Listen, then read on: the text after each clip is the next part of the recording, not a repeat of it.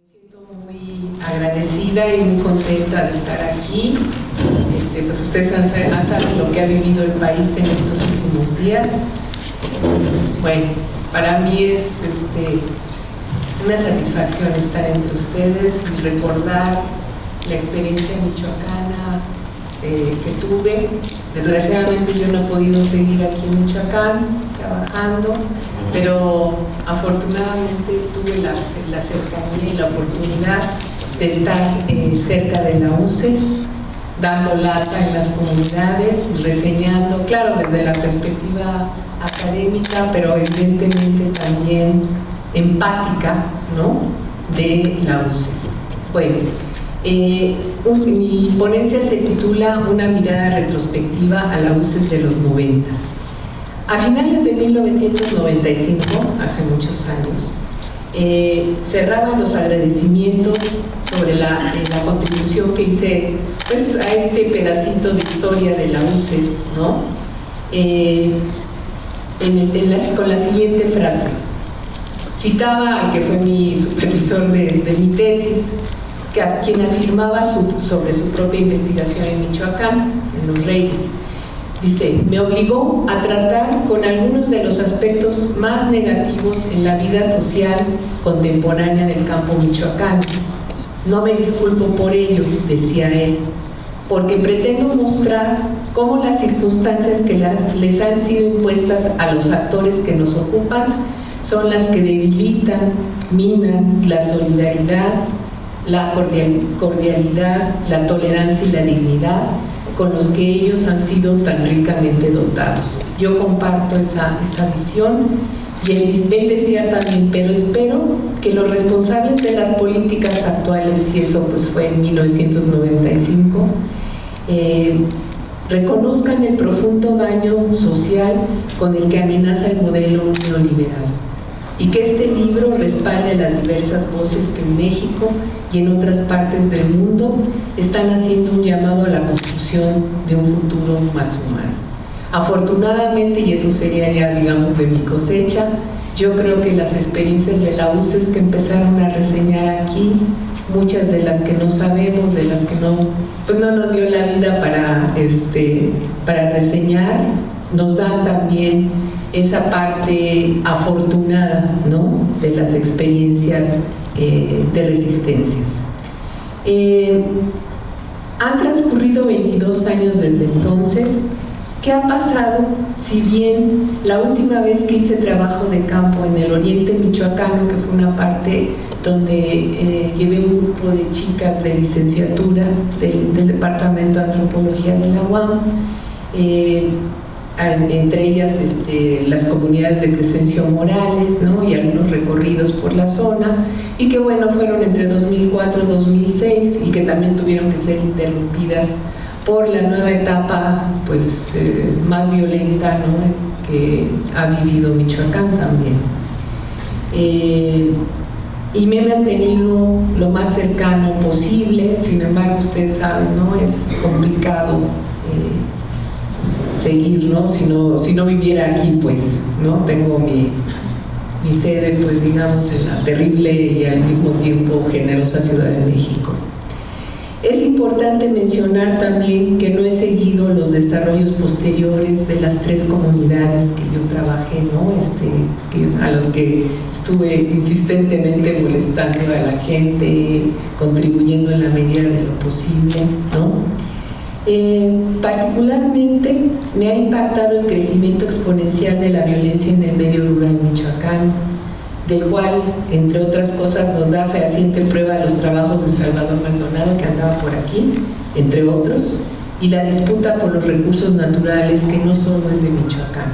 Sin embargo, también ha llamado poderosamente mi atención las diversas resistencias, siendo Cherán, por ejemplo, y Sirahuén los más conocidos y principales, entre otros, protagonistas. Particularmente es de llamar la atención la expansión del llamado oro verde a costa de otros cultivos y áreas boscosas. ¿Qué ha pasado con la UCES así de lejos? Yo consideraba en 1995 que la identidad étnica, o sea, el ser indígena, el ser indio, como reivindicaba también la UCES, tierra y comunidad estaban en el centro. Uno de los aspectos más importantes de la UCES es que organizó a la gente con el objeto de resolver un problema, yo también diría, de clase, mediante la creación y recreación de las identidades, la etnicidad, la identidad indígena y de la comunidad campesina. Ya lo dijeron antes aquí los colegas, los mismos compañeros de las comunidades, ¿no?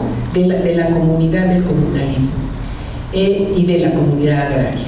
Mientras les proveía al mismo tiempo o les recreaba, ¿no? Les sacaba otra vez esta identidad indígena o india, como decía Capiz. Y por tanto un sentido importante de pertenencia. Yo encontré recientemente, bueno, tuve la afortunada coincidencia de que en la Escuela Nacional de Antropología e Historia me invitaron a un comité de tesis de una chica que hizo trabajo de campo en Guanajuato, y pues también me agradó sorprendentemente cómo ella reseña, Melba López, el año pasado, el trabajo de la UCES, ¿no? Al ayudar a construir un ejido, ¿no? A reconstruir, a retomar los expedientes agrarios, ¿no? En el municipio de Dolores Hidalgo, en Guanajuato.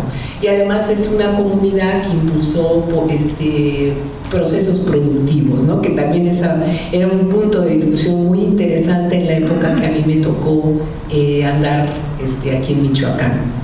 Ella da cuenta de ese ejido, La Colorada, de Emiliano Zapata, que fue fundado en 1984 en el contexto de la lucha por la tierra en Guanajuato y en el que intervino la UCES antes de que falleciera el licenciado Capiz, ¿no? Y que empezaron ellos también a resolver los expedientes. Y esto esencialmente en el contexto de las políticas que han provocado la falta de rentabilidad de la agricultura y que han conllevado a una diversificación que también dimos cuentas, pues muchos académicos que andábamos involucrados en esto, de las estrategias de subsistencia y las formas particulares de organización que se convierten en un recurso importante dentro de estas. Este ejido, al igual que las comunidades, se desarrollaron procesos organizativos fundamentales, la construcción de sus casas, los servicios y más recientemente el mantenimiento de diversos grupos productivos. Y al igual donde yo anduve dando lata, las mujeres han sido centrales, eso es muy importante. Belva descubre cómo muchos, los procesos también muy similares, ¿no? Que yo reseñé en los 90s, cómo muchos campesinos han combinado diversas estrategias de sobrevivencia, producción de autoconsumo, la creación de un centro comunitario, proyectos de producción para un mercado, como el caso de la lavanda ahí en Guanajuato, el trabajo en la agroindustria, obviamente la migración y los programas de tipo asistencialista y la compra-venta de tierra, ¿no? El alquiler. Recordemos que esas diversas estrategias de sobrevivencia caracterizaban a muchos de los comuneros hasta la fecha de entonces. En casos más claros era evidente un proceso de semi-proletarización, como la colonia comunal donde yo estuve, cerca de Santa Clara. ¿Cómo conocí a don Efrén Capiz y Elita Castañeda? Es importante decir que yo en su momento no pensaba hacer una biografía, ¿no? de don Efrén y de doña Evita. Sin embargo, hice alrededor de 3 entrevistas con ellos y bueno, parte también de sus propios documentos, ¿no? Con los cuales documenté una pequeña parte del trabajo que yo hice. Recuerdo, llegué a su casa en Morelia con mi hijo, que era un bebé, ¿no? En ese entonces, y yo vivía cerca en Pátzcuaro. Me recibieron en su casa de la avenida Acueducto, conocí a solo uno de sus hijos. Platicamos un buen rato, sin embargo siempre estaban muy ocupados y cerca de la casa estaba una especie, pues yo le decía como un galerón, ¿no?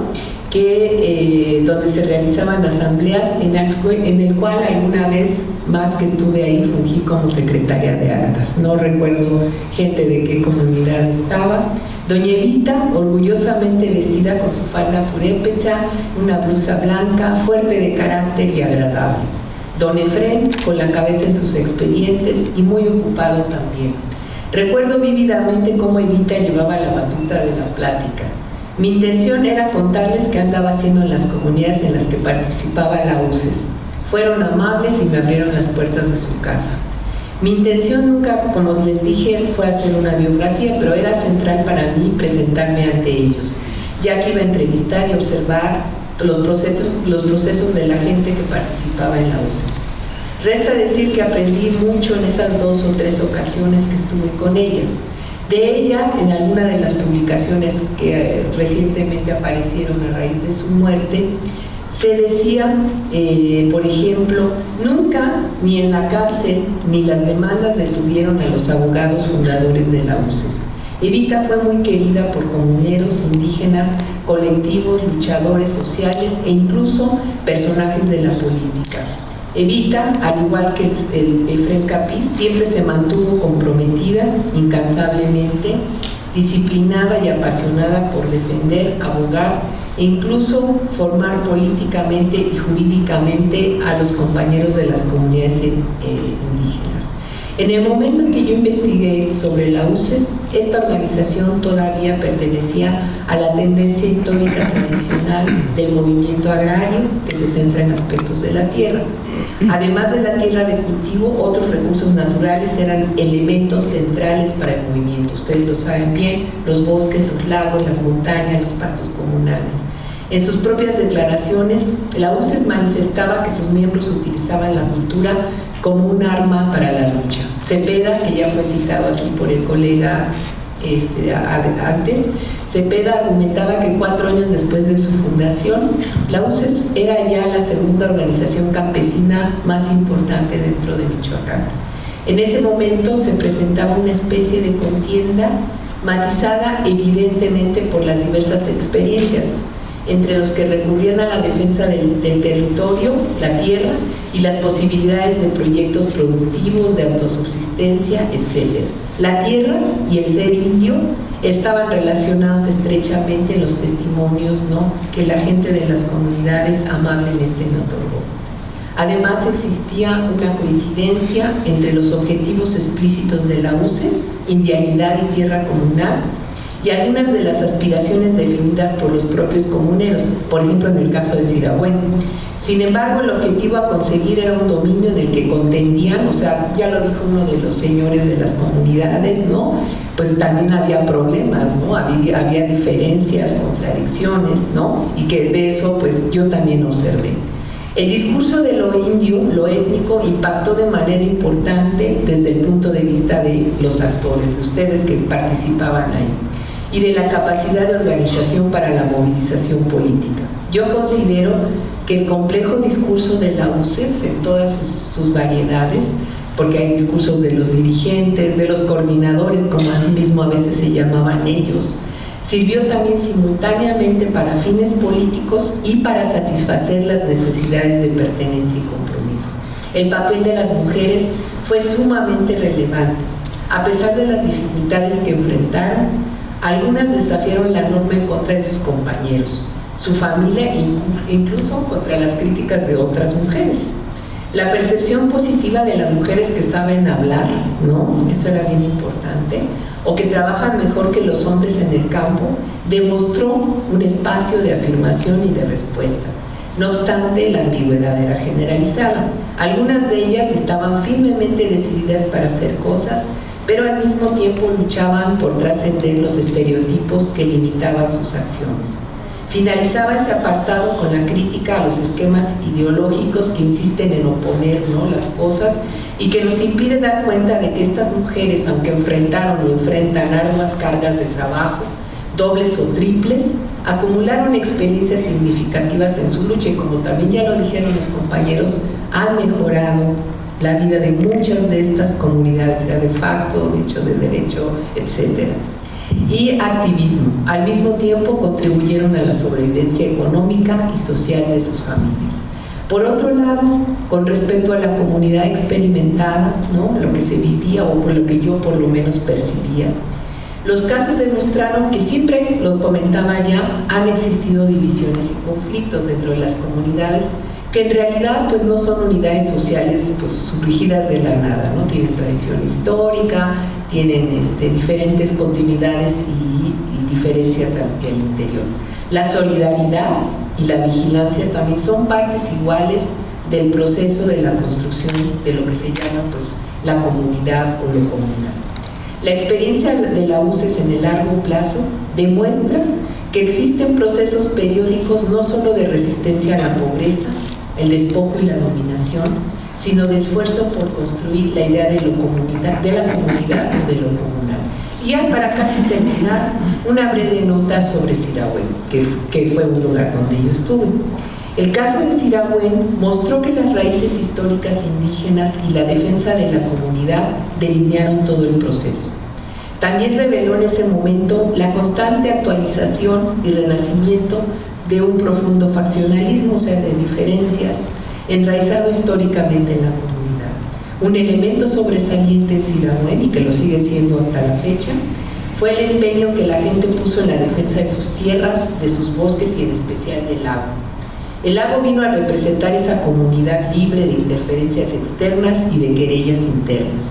La posición aparentemente conservadora de los comuneros frente a la modernización y el desarrollo era también un reflejo de su deseo de recuperar esa comunidad. De esta forma, aunque la lucha que se llevó a cabo en Sirahuén era en cierto nivel representativa de las pugnas tradicionales por recuperar la tierra, también constituía una respuesta creativa a las condiciones sociales de la modernización capitalista, ¿no? Las luchas ambientalistas, etc. También finalmente en un reciente artículo se habla sobre esta discusión. La presión de grupos de interés económico, que también lo mencionaron antes, ha generado graves daños en este patrimonio natural de los michoacanos. En la última década se han talado más de 2.000 hectáreas de bosques en lugares sumamente importantes de la cuenca, principalmente en lomeríos y montes, afectando las zonas de recarga de los montes acuíferos y los arroyos que nutren al lago. Y cito: el desmonte se hace durante el día, desgraciadamente en complicidad en algunos casos con los comisarios ejidales, y el acarreo de la madera se hace en la noche o en la madrugada. Pareciera que a quienes compraron la tierra, el simple hecho de comprarla les autoriza a deforestar. Así, el aguacate, ¿no?, el famoso oro verde, pasa a sustituir al bosque y aumenta el clandestinaje de la madera, que contribuye a la deforestación, pues esta actividad alienta en gran medida el cambio de uso del suelo, ¿no? Bueno, ya ustedes saben también otros procesos, extracción de agua, bueno, la importancia de Sirahuén cuando se involucra en la lucha zapatista, ¿no? Con la creación del famoso caracol zapatista. Y bueno, ya para terminar, la UCES para mí y para lo que muchos compartimos en este evento ha tenido un papel fundamental en la lucha por la tierra, y como vimos, y seguramente quienes me seguirán nos mostrarán, la historia agraria de Michoacán. Bueno, muchas gracias.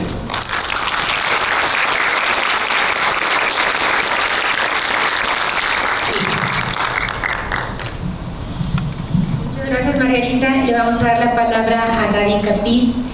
Le pedimos de favor que nos pueda compartir un poquito de su experiencia, qué significó como hija, ¿no?, de estos grandes personajes, vivir junto con ellos toda esta experiencia voluntaria e involuntariamente. Bueno, antes de compartirle mi experiencia personal, un poco la de mi hermano, o hablo un poco en su nombre, me pidió que hablara también un poco en su nombre. Quisiera primeramente agradecer, ¿verdad?, a las autoridades del Colegio de Michoacán, ¿verdad?, al señor Antonio Serrano Ortega, a la maestra, y especialmente también a la doctora Carmen Ventura Patiño, ¿verdad?, que ha organizado este evento, y que ella fue la que inició el hecho de que el Colegio de Michoacán acoja el archivo de la UCES, igualmente al señor Octavio González, a César Ramírez, encargado de la biblioteca, y también especialmente a la señora Silvia Gómez, que es la encargada del archivo Capiz, ¿verdad? Porque no es una tarea fácil Yo lo estoy constatando porque actualmente yo estoy trabajando en el archivo también en la casa. Ha habido ya dos dones que se han hecho, una primera etapa, una segunda etapa y viene una tercera etapa todavía, ¿verdad? Y tal vez una cuarta etapa también de las cosas, de los documentos más personales, ¿verdad? De la historia de Efrén Capiz y Eva Castañeda Cortés. Voilà. Entonces, es un honor para mí, para mi hermano Efrén Capiz Castañeda y para toda nuestra familia, que varios de sus miembros están aquí presentes, y que el Colegio de Michoacán acoja el archivo de la UCES, ¿verdad? Que esta alta y prestigiosa institución se haga cargo de preservar y conservar y organizar este archivo, el cual no es un archivo fácil, pues contiene los expedientes de más de 100 comunidades, ¿verdad? Todavía, como decía la maestra, no se sabe el número exacto de comunidades, ¿verdad?, que constituían a la UCES. Pues en estos archivos están, digo, no es fácil, no es una tarea fácil para, lo repito, para la maestra, para la señora Silvia Gómez, encargada del archivo Capiz. Pues en estos archivos no solamente son asuntos agrarios, son asuntos, estos archivos contienen asuntos penales que están intrínsecamente relacionados con los problemas agrarios que vivían a diario las comunidades. Hay también asuntos civiles, igual, intrincados con el problema agrario, por la lucha por la recuperación de las tierras. Y no solamente hay ese tipo de expedientes, sino también expedientes de comerciantes, de estudiantes también, ¿verdad? Entonces es un archivo pluridisciplinario, ¿verdad? Y lo interesante y lo importante de este archivo es que no es un archivo que viene así por etapas, es un archivo, digamos, horizontal, que contempla, digamos, varios aspectos de la sociedad, ¿verdad? Por un lado los campesinos, por otro en el campo, por otro lado los comerciantes en la ciudad, los estudiantes en la universidad, los profesores en las escuelas, los trabajadores, los obreros en las fábricas, ¿verdad? Entonces este archivo yo lo he estado constatando desde que falleció mi mamá. Me he estado dedicando a organizar someramente este archivo, entonces he estado constatando la complejidad del archivo y de la clasificación, ¿verdad?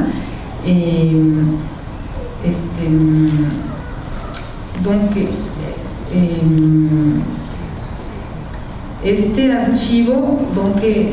archivo será entonces aquí conservado, ¿verdad?, para los estudiantes que quieran investigar sobre la historia del campesinado en México, en Michoacán, para los investigadores, para los campesinos también que quieran aquí venir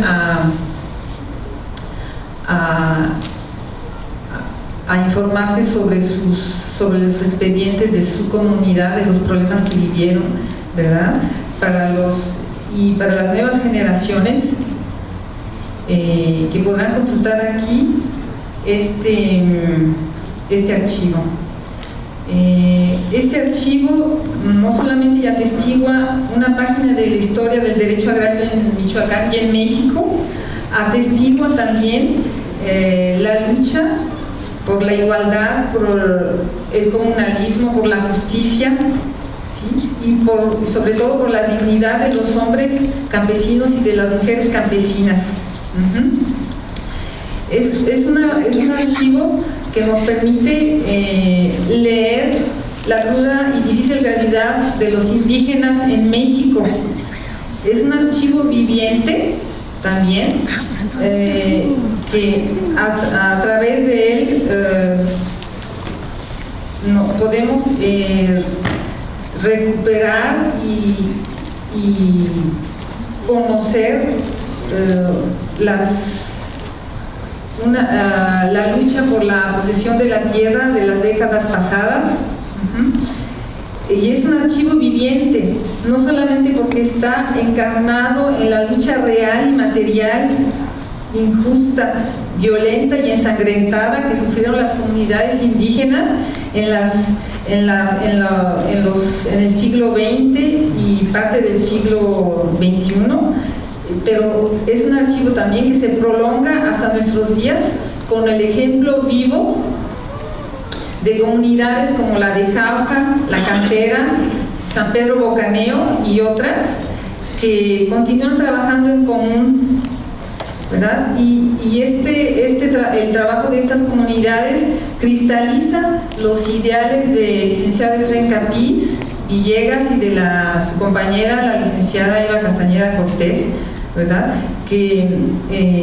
Donde el eje es el comunalismo, ¿verdad? Poseer las tierras en común, trabajarlas en común, protegerlas en común, luchar por ellas en común y disfrutarlas en común. Este archivo es y será una fuente inagotable de búsqueda del bienestar humano y de lucha por la libertad que inspirará a las nuevas generaciones. Yo he constatado, ¿verdad?, estos últimos meses que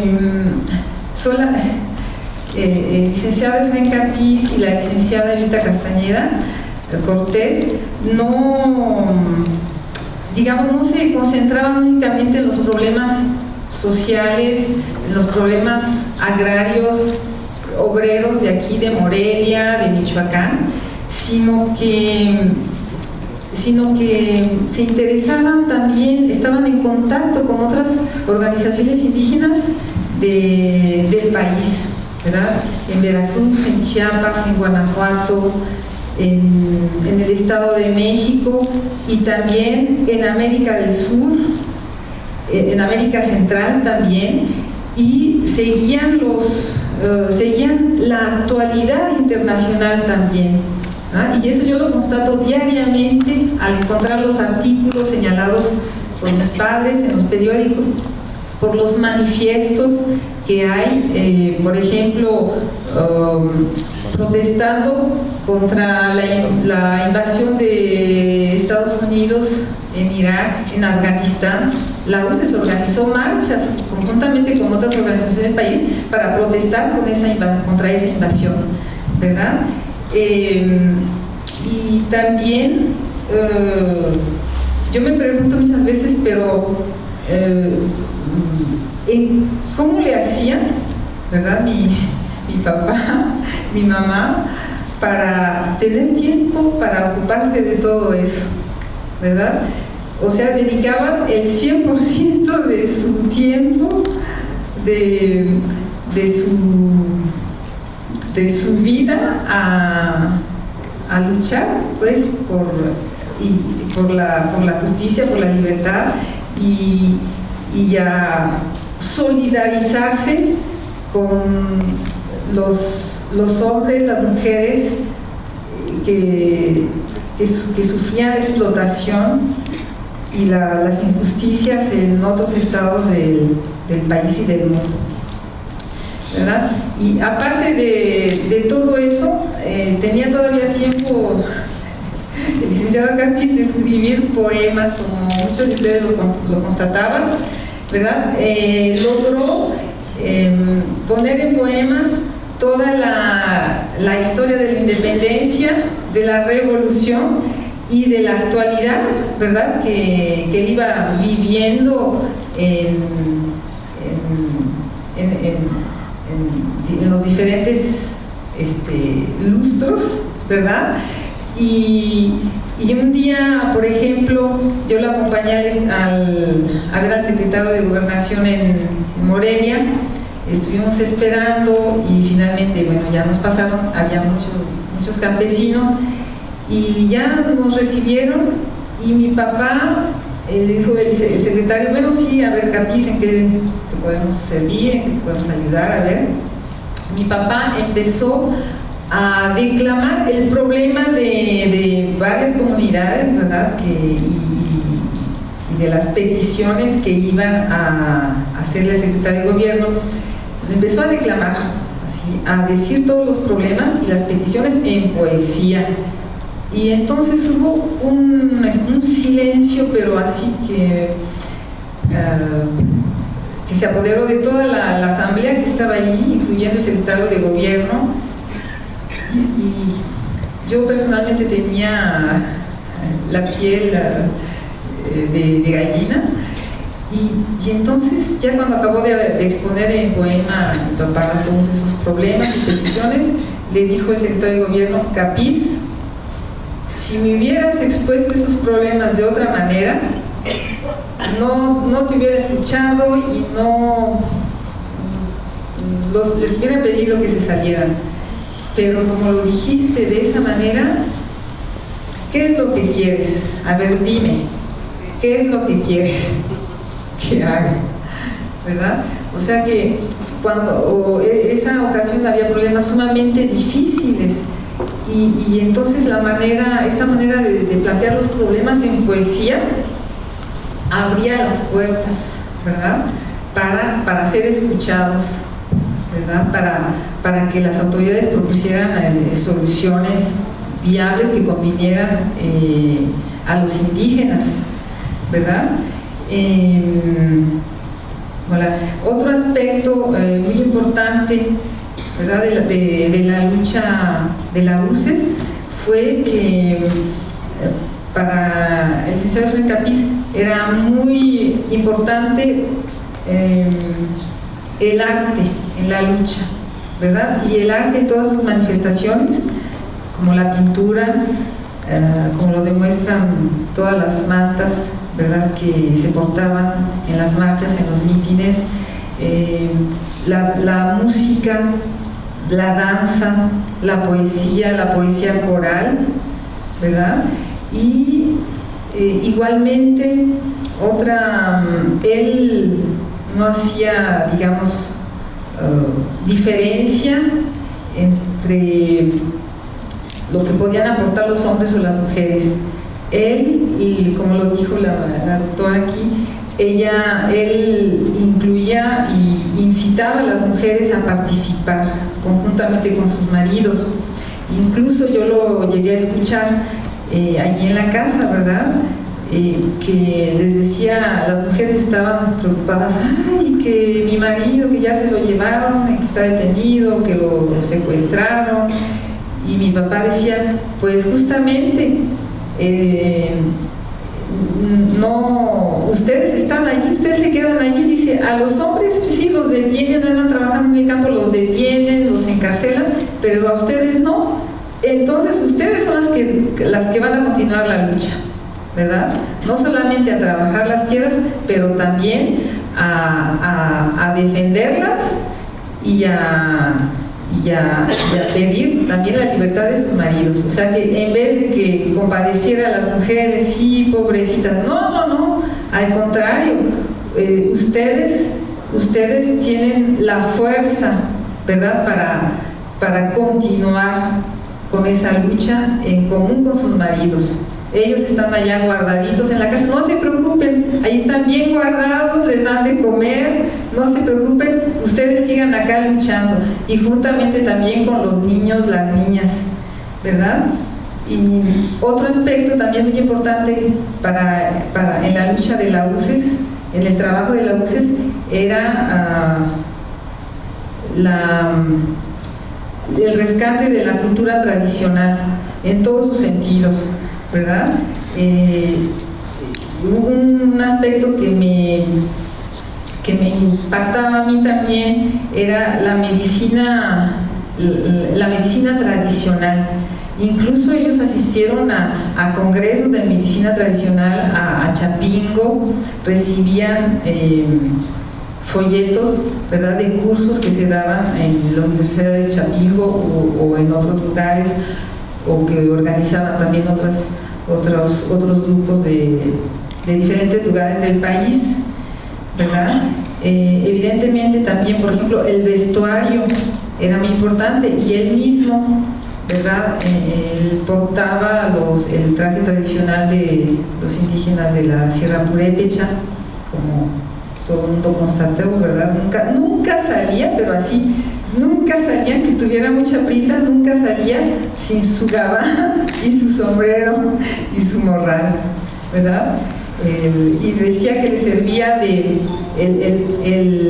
gabán, por ejemplo, le servía de cama, de cobija, de impermeable, de escritorio también, ¿verdad? Era parte de sí mismo el gabán, ¿verdad?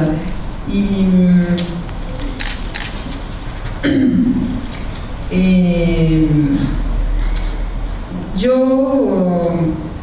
yo constaté también, ¿verdad? Yo desde chica, ¿verdad?, siempre percibí una fuerza en mi padre, una convicción, ¿verdad?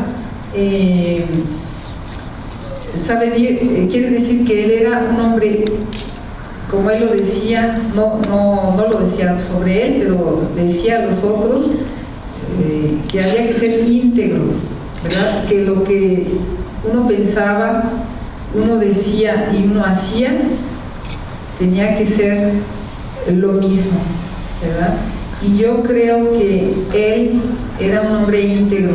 Es muy difícil encontrar personas así, ¿verdad? Y que a pesar de los problemas, los conflictos, en su caso personal, las torturas, la encarcelación, las amenazas, los secuestros, los intentos de asesinatos, nunca lograron disuadir de su línea, de sus convicciones, ¿verdad?, de lucha por la justicia y la libertad de los hombres. O sí, también como pareja, pues yo nunca vi en mis padres, digamos, el machismo, ¿verdad?, o que la mujer aquí nada más tiene esos quehaceres, o la mujer así o la mujer asado. No, para él la igualdad con la mujer era muy importante, ¿verdad? Y también eso trataba de inculcárselo él y mi madre cuando iban a los encuentros en las comunidades, a las mujeres, ¿verdad? Ellas tenían también que aprender a hablar, a defenderse, a exponer los problemas delante de las autoridades, o a no tener miedo cuando llegaba la judicial, ¿verdad? Y también era una pareja muy creativa.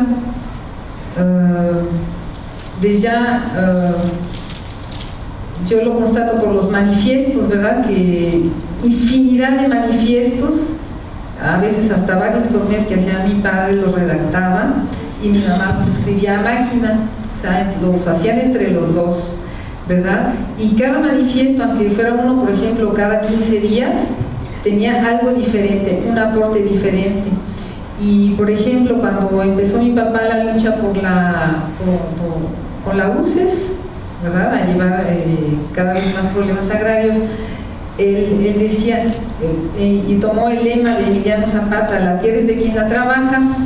Y como muchos lo saben, él le aumentó: la tierra es de quien la trabaja, la defiende y no se raja. Pero eso se lo aumentó por la experiencia propia, ¿verdad? No nada más así porque sonaba en verso bonito, hacía rima, no. Porque él lo constató año con año, ¿verdad? Que la tierra debería ser de ese quien la trabaja todos los días, que la defiende y que cuando llegan los problemas, ¿verdad?, que llega la judicial a quemar las cosechas, a cortar impunemente las cosechas, a balacear, ¿verdad?, a golpear, a saquear las casas. No había que rajarse, ¿verdad? Y hay muchos campesinos que estuvieron aquí presentes también, varios, o sus padres, que estuvieron en la cárcel, ¿verdad? Entonces no había que rajarse, ¿verdad?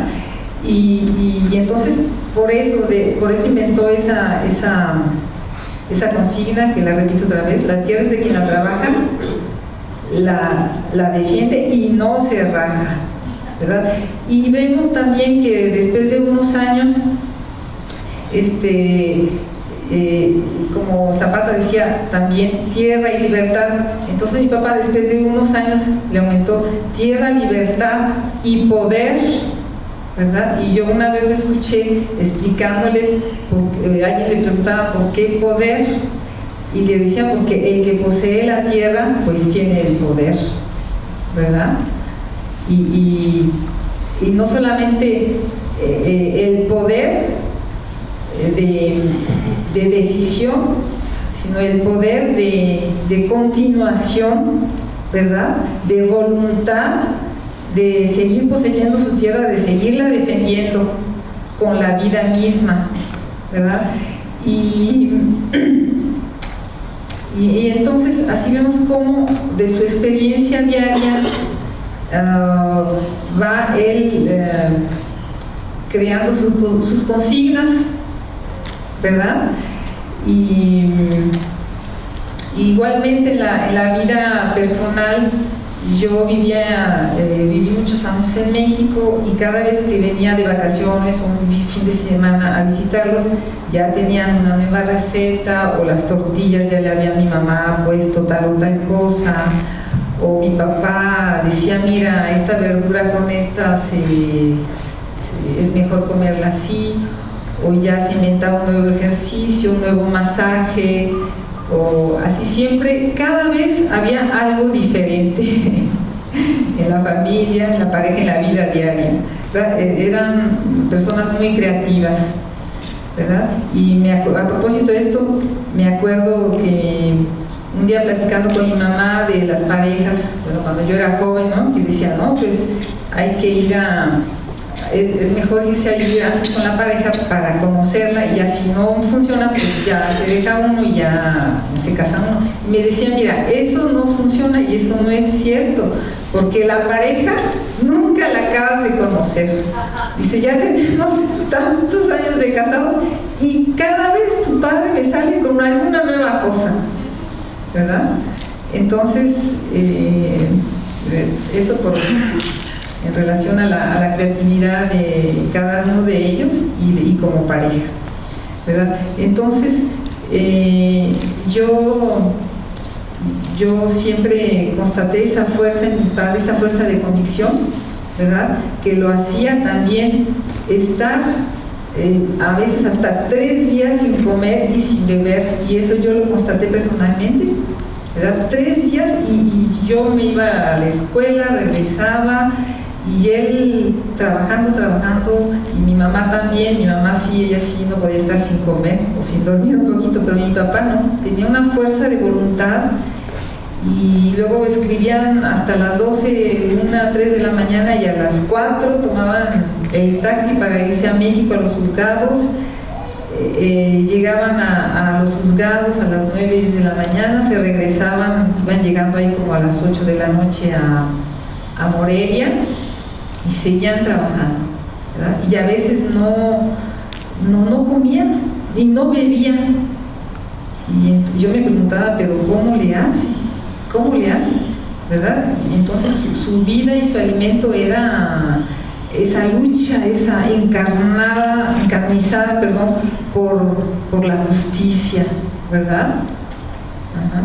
Y incluso una vez me dijo: mira, porque yo le pregunté: oye, papá, ¿pero cómo le haces? Pues yo no he visto que comas o que bebas o que te duermes un poquito, te duermas un poco. Y me dice: mira, es que cuando hay un secreto, cuando quieras, tengas sed y no bebas, pues le haces de tal manera, me dice, ¿verdad? Y ya me mostraba cómo hacerle, y me dice, absorbes la humedad del aire.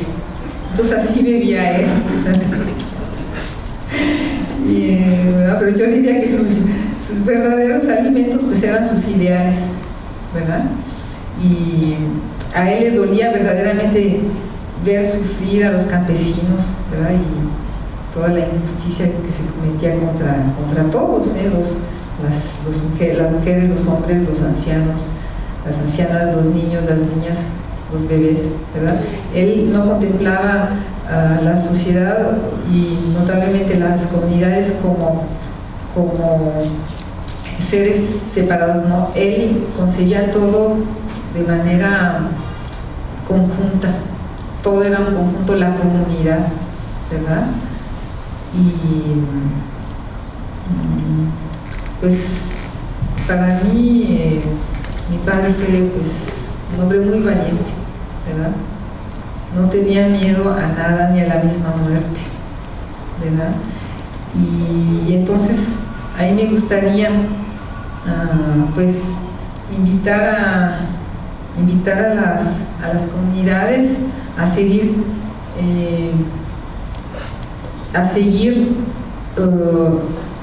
este trabajo, ¿verdad? Este legado de Efraín Capiz Villegas y Eva Castañeda Cortés, que es un legado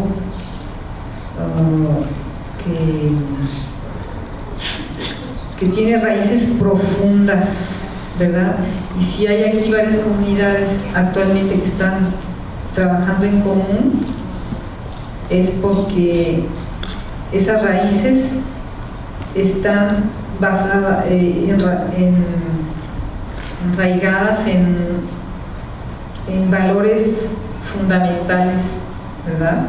Que es la libertad y el bienestar de los hombres y de las mujeres. Yo los quiero invitar a continuar defendiendo sus tierras, porque actualmente hay muchos, yo ya estuve platicando con varios de los comuneros durante la organización de este evento, hay muchos problemas, o sea, la lucha que vivieron Efraín Capiz y Eva Castañeda continúa actualmente. Entonces es importante que las nuevas generaciones aprendan, ¿verdad?, a defender sus tierras y a no rajarse. Y pues ya para terminar,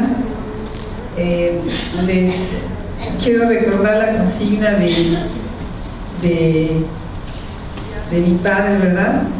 Y decirles a las comunidades y que lo transmitan a los niños, a los jóvenes, que la lucha sigue. La lucha sigue, sigue, sigue. La lucha sigue, sigue. Zapata vive. Zapata vive. Zapata vive. Efraín Capiz vive. Eva Castañeda vive. La lucha sigue, sigue. La lucha sigue, sigue, sigue, sigue, sigue, sigue, sigue, sigue, sigue, sigue, sigue, sigue. Como decía mi papá, ¿ya se cansaron? Sigue, sigue, sigue, sigue, sigue, sigue, sigue, sigue, sigue, sigue, sigue, sigue, sigue, sigue. Muchas gracias, compañeros.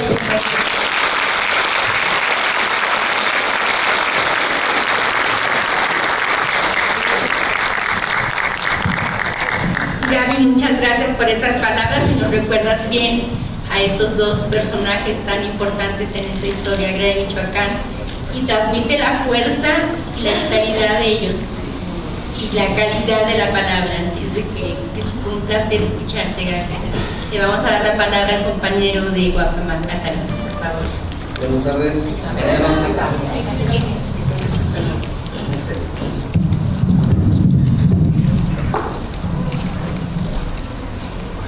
Buenas tardes, compañero. Yo vengo representando a la comunidad de Guapamacátaro. Yo voy a ser breve nomás, voy a hablar nomás de unas palabras. Yo quisiera agradecerle aquí a la maestra Gaby y a la maestra Carmen por tomarnos en cuenta todavía, porque pues hemos vivido quedándonos atrás nosotros. Y no quiero entrar más en detalles, lo que quiero es que le demos un fuerte aplauso a Gabriel, a la maestra Gaby y a la maestra, un fuerte aplauso para ella.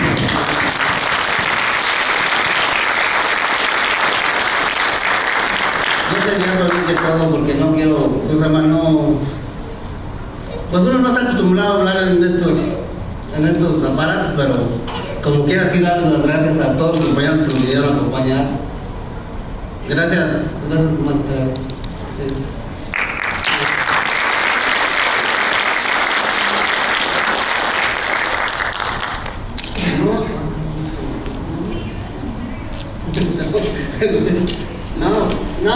Sí, hemos viniendo, es una comunidad que todavía no hay ningún papel, no hay nada ahí, estamos prácticamente, sin nada, pero bendito sea Dios que tenemos años que no tenemos problemas, no tenemos nada, ni un problema. Por ahí problemitas entre mismos compañeros, eso le queda de hay.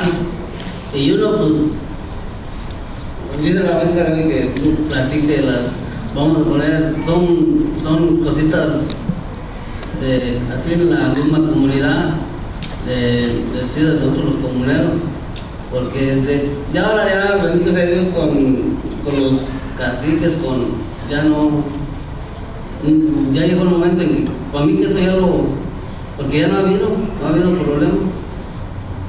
Tenemos años benditos sea Dios que hemos vivido y estamos disfrutando la tierra que el compañero Capís con tanto sudor nos hizo recuperar, gracias a Capís y a Evita y a los estudiantes y a todos los comuneros que cuando en aquel tiempo que nos tiraron, nos fueron a aventar al basurero, nos fueron a apoyar, a levantarnos hasta que hasta la fecha aquí estamos, disfrutando las tierras y sin mucho, ya repito, no hay mucho problema por eso.